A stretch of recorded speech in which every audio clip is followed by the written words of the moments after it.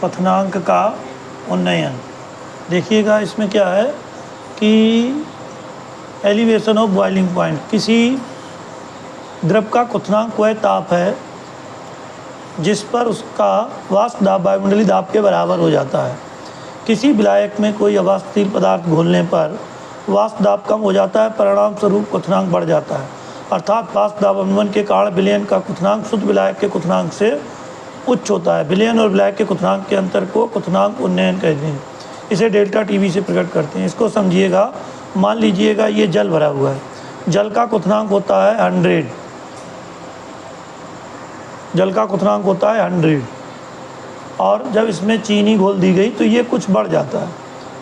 मान लीजिएगा ये बढ़ के जितना भी बढ़ गया, 105 हो गया, 102 हो गया, तो ये जो बढ़ोतरी हुई है ये हुआ क्वथनांक में उन्नयन। इसका कारण ये है कि वाष्प दाब कम हो जाता है जिसके कारण क्वथनांक बढ़ जाता है।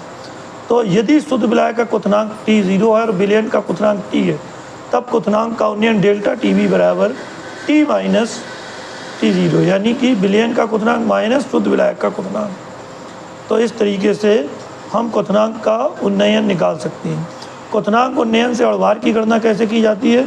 इसके लिए सूत्र है स्मॉल m बराबर 1000 गुणे kb गुणे स्मॉल w बटे डेल्टा टीवी गुणे कैपिटल W, जहाँ पर स्मॉल m पदार्थ का अणुभार है, स्मॉल w पदार्थ का ग्राम में भार, कैपिटल W विलायक का ग्राम में भार और kb विलायक का मोलल उन्नयन स्थिरांक होता है। मोलल उन्नयन स्थिरांक क्या होता है?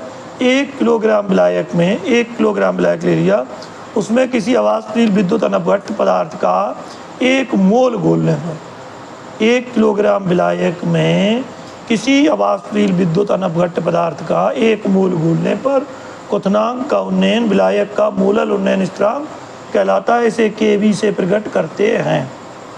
तो इस तरीके से आप निकाल सकते हैं इस विलेय पदार्थ के अणुभार की गणना इस सूत्र के द्वारा की जा सकती है। तो अगर आप लोगों को अच्छा लगा हो तो लाइक करें, शेयर करें, कमेंट करें। इससे आप नोट्स बना सकते हैं और अपनी पढ़ाई को सुचारू रूप से चला सकते हैं। धन्यवाद।